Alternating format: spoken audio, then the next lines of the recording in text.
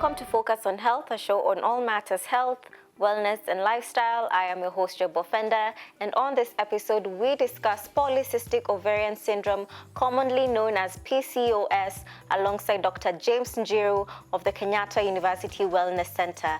But before we dive in, take a look at the health updates.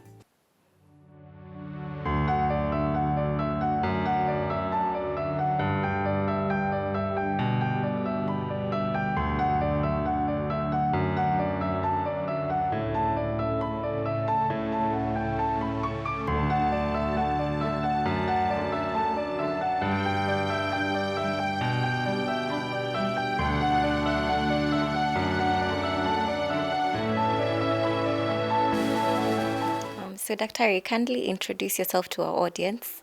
All right, my name is Dr. James Njiru, a gynecologist working at Kenyatta University. Okay, so the topic of the day is PCOS. Start by defining PCOS. What exactly is it? All right, PCOS in full is polycystic ovarian syndrome or polycystic ovary syndrome. And usually it's a multifaceted disorder or an endocrine or what we would call a hormonal disorder that affects women of reproductive age. It presents with majorly problems with menstrual cycles. So a lady would get irregular cycles and other hormonal imbalances that would basically present as excessive male hormones, or what we call androgens. Yes. Okay, and what exactly causes PCOS? PCOS, we still don't know what exactly causes it. However, we know that there are things that come into play in almost all cases, and one of the biggest issues with PCOS usually is insulin resistance. Yeah, so insulin becomes inadequate, and so the lady keeps producing more insulin. That leads to a cascade of events. Okay, so like it leads to increase in the male hormones or the androgens, which then start giving the symptoms that the lady gets. Okay, so are people who have type 2 diabetes more predisposed to PCOS, especially the women? Oh, that's a good one. Actually, it's the other way around, that women with PCOS are at a greater risk of getting type 2 diabetes as a long-term possible complication. Yeah. Okay, so other than that, what other risk factors are involved with PCOS? So other risk factors that come into play with PCOS are basically things like hormonal imbalances. Okay, so patients who have hormonal imbalances will be most likely having PCOS. We have lifestyle issues.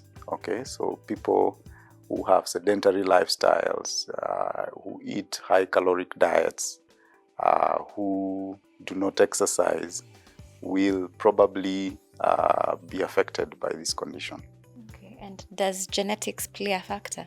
Definitely, genetic hereditary aspect is also there. We tend to see many PCOS patients who belong to a family with those kind of problems. So it also has a role in this. Okay, and what about the use of IUCDs? No, IUCDs, there are two types of IUCDs. There's a copper IUCD and there is the progesterone ones. They've not been associated with PCOS. Yeah. Okay, so other than the hormonal imbalances and the features of diabetes, what are some of the other clinical features associated with polycystic ovarian syndrome? Yeah, so one of the main things that happens when we've talked about the insulin resistance, and now what that does is that it also promotes production of the male hormones. So what these male hormones do is they start giving symptoms like acne. Okay, so one gets the skin changes, you get deepening of the voice, sometimes you get hair distribution, like male pattern hair distribution. You may find a lady with hair at the chin, the chest, and also it can affect the scalp hair. Okay, so they start thinning, or what we call, getting like a bald.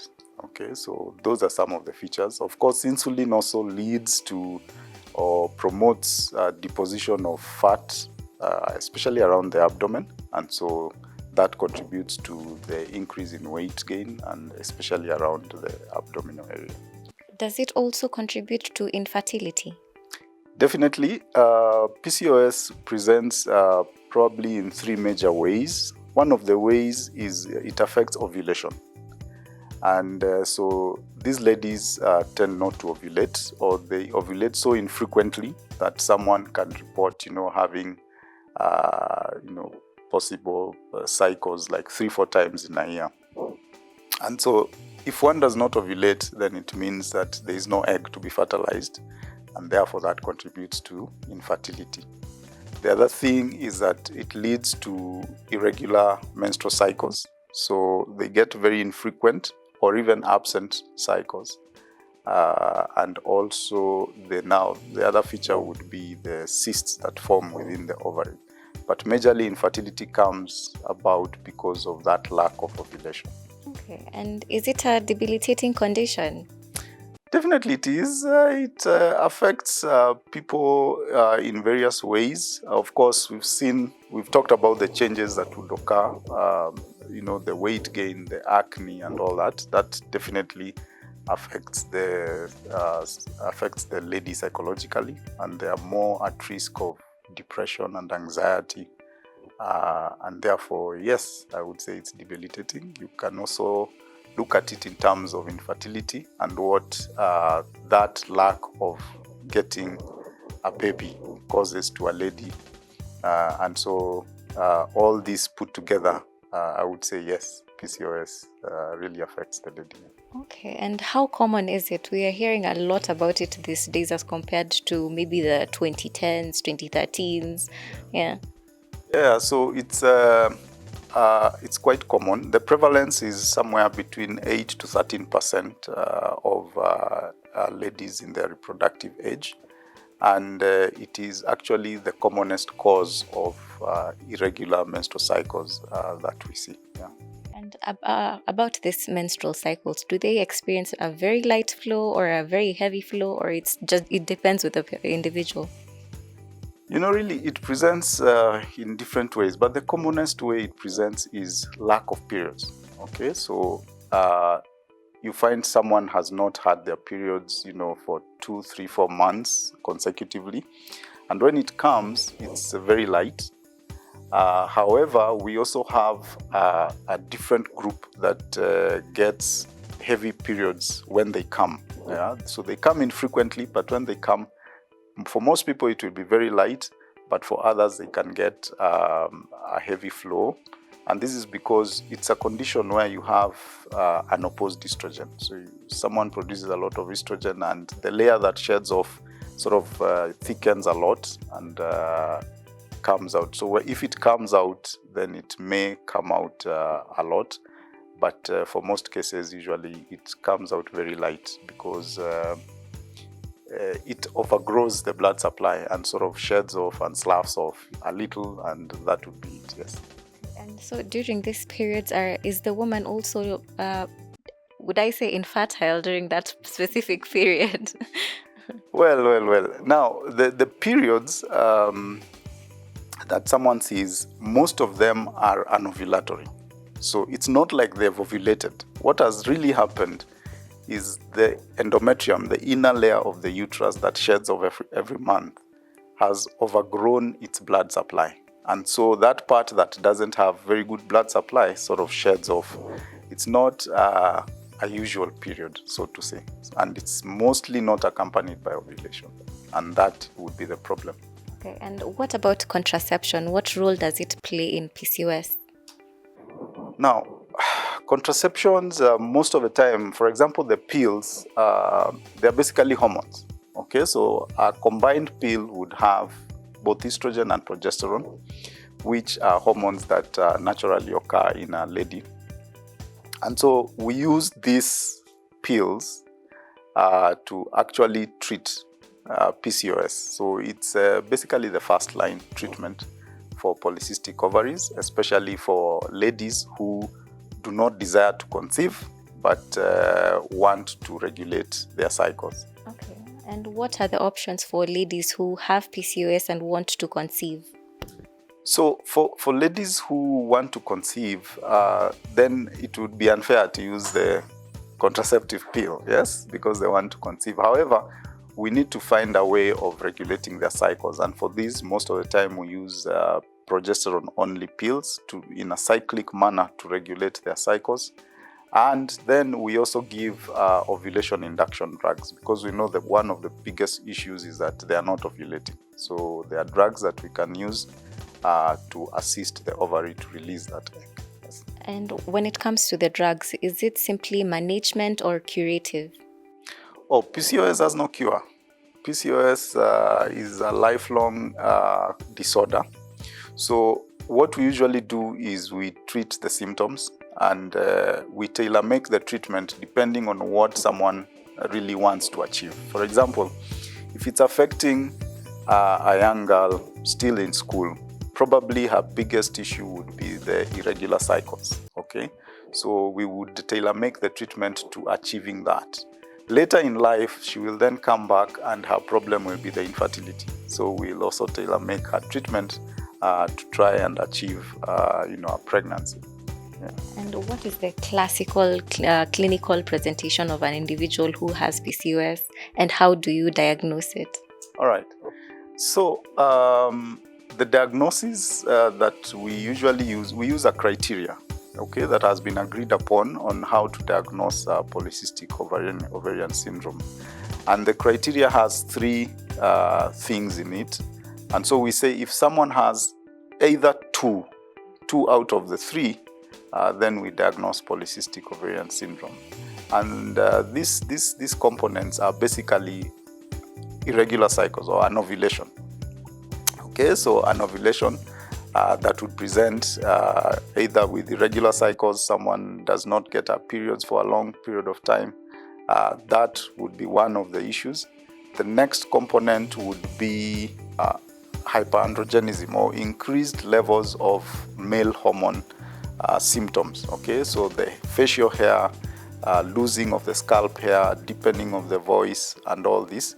So there is a clinical bit which you can diagnose by looking at someone, or the biochemical side where you can actually measure these actual hormones in the blood. Okay, so if you have any of that indicates there is what we call hyperandrogenism, or increased male hormone in a female, that would be the second component. And the third component is imaging, ultrasound, where we do an ultrasound and we look at the ovary, and in the ovary we would see very many small cysts. These cysts represent follicles. Follicles is a collection of fluid that usually holds the egg in it.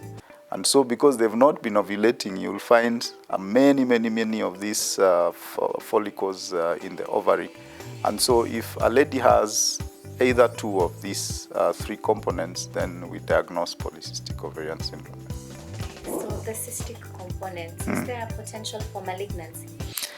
No, the potential for malignancy that comes from polycystic ovary is actually would affect the endometrium. So the endometrium, there's a risk of endometrial cancer, but how that comes about is first by someone getting what we call endometrial hyperplasia. The inner layer of the endometrium that usually would be shed off every month is not being shed off. So what happens, it keeps growing and thickening, and we call that hyperplasia.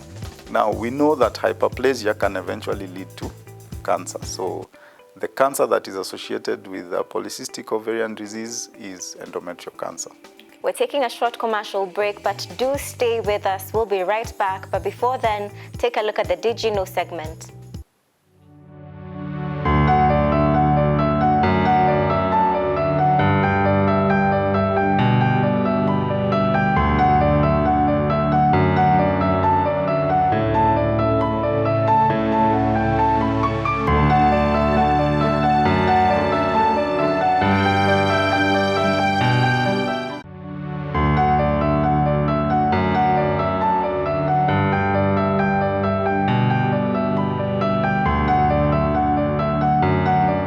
Welcome back to Focus on Health. We are continuing the conversation on PCOS alongside Dr. James Njiru. So continuing the conversation on the clinical features, especially for ladies, we like looking beautiful. How do you manage the hyperandrogenism, which causes the lady to start having features of a man? Yeah, so there are various things that we usually recommend. So one of the things with having excessive male hormones is usually the weight gain, the obesity, especially trunk obesity. Yeah? So when androgens are high, then there's a tendency of fat being stored around the tummy. So for this, we usually would recommend diet. Okay, low caloric diet with probably some higher proteins and fiber in it, activity, exercise, okay. And then we also would sometimes give anti-androgens or drugs that block these male hormones, especially for people, for example, with acne and all these changes on the face. Those drugs would also help. No, as I said, usually you treat PCOS depending on what you're aiming to achieve at that particular time.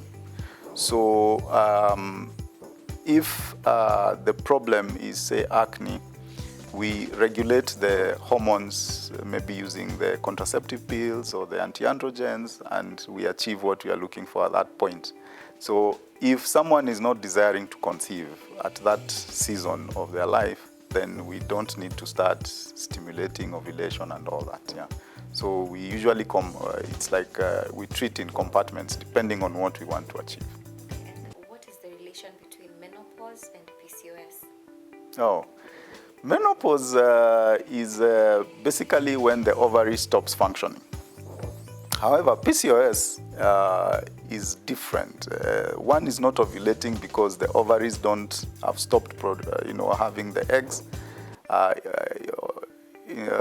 Instead, they are not ovulating because of the hormonal imbalance. Okay, so for ovulation to happen, there's got to be an interplay of hormone at the right time. So estrogen, then a surge in the estrogen, ovulation, then progesterone. That is what is not happening in a person with polycystic ovaries. However, in menopause, it's different. This is where the ovaries have totally depleted the eggs, and they are not ovulating because the eggs are now depleted. So it's a bit different. Okay, so there's no decrease in the symptoms or increase in the symptoms with a lady who has PCOS at menopause? No, it has not really been documented that patients with PCOS will have excessive menopausal symptoms or such like. No, it has not been documented. Yeah. Okay, so you've also mentioned lifestyle, sedentary lifestyle. Most people do not know what this actually is because everyone says their lifestyle is good. It's good. As long as they're not sick.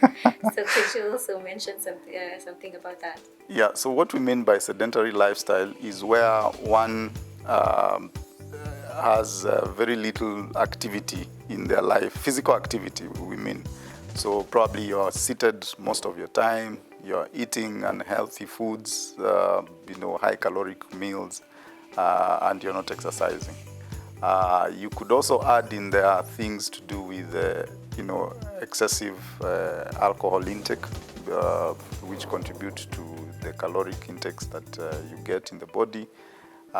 Those who smoke, all these contributes to those bad, behaviors or lifestyles that can affect or worsen the situation. Yeah. And is surgery an option when it comes to PCOS? Yes and no. So previously, we used to have an option of drilling the ovary, or what we call ovarian drilling. That would, help in having that ovary to ovulate. However, now there are better technologies. We have the ovulation induction drugs. We now have more options of those. And also we have the option of assisted reproductive techniques. And so for now, we rarely do ovarian drilling. Yes. So what is usually the age group of people who have PCOS? So PCOS affects ladies of any age group, so long as they're in their reproductive age. So you may find, girls who are still in school getting symptoms of polycystic ovarian syndrome, all the way to 49, 51 when menopause sets in. Yeah. And so, can you also mention the prevention techniques?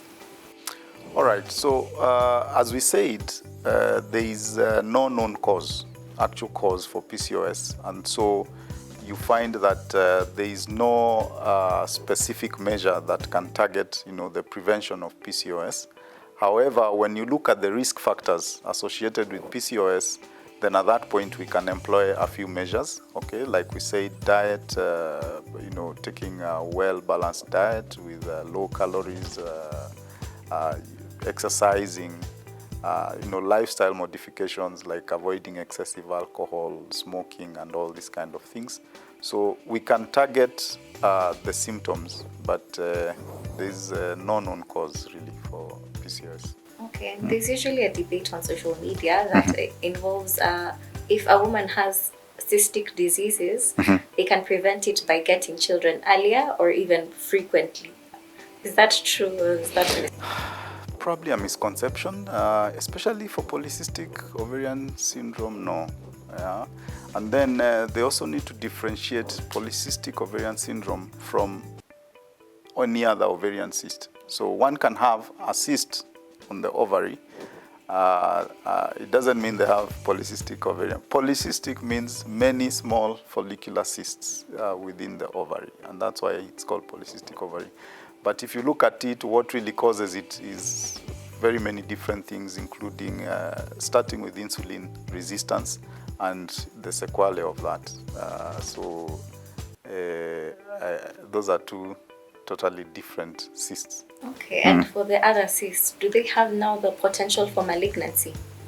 Oh yes, some do, but most of them don't. So most of them would be benign in nature, and most of them occur due to the hormonal changes that a lady would go through during her cycles. Okay. Yeah. And so just to differentiate between polycystic and cystic, could you give us the differences? Because we all think as long as it's a cyst, it's a cyst. No, polycystic, if you look at the actual definition, in terms of the cysts being within the ovary, a polycystic ovary would have many small cysts, so the number would be at least 12.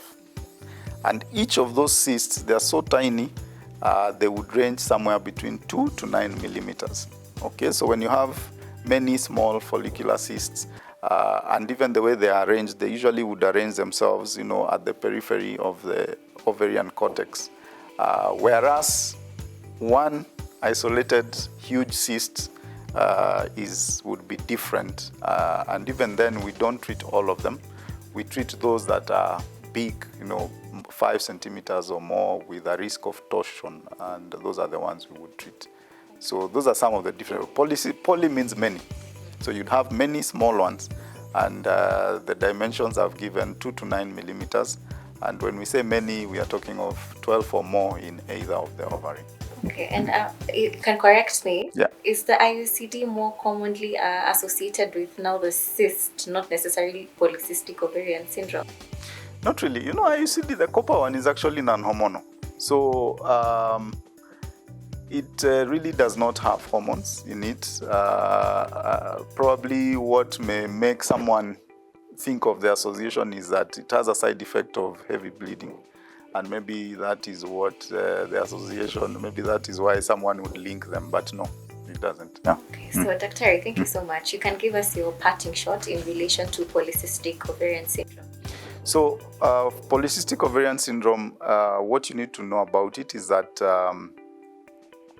it presents itself in many different ways, and the commonest would be irregular cycles and signs of increased androgen or increased male hormones, like having facial hair or hair in the chest, some losing of the scalp hair. And if one is experiencing this kind of thing, then they should come for help and for treatment early enough. And for those who probably are struggling with infertility because of PCOS, again, there are so many things that can be done, and all they need to do is come and see a specialist and they'll be able to be assisted. Okay, so where can they find you? Majorly, I'm here at Kenyatta University, and when I'm not here, I'm at Upper Hill KMA Center. Very interesting conversation we've just had on PCOS alongside Dr. James Njiru, and just like he has mentioned, PCOS is manageable. I have been your host, Joe Fender, and until next time, stay safe, stay healthy, and live with a healthy you segment.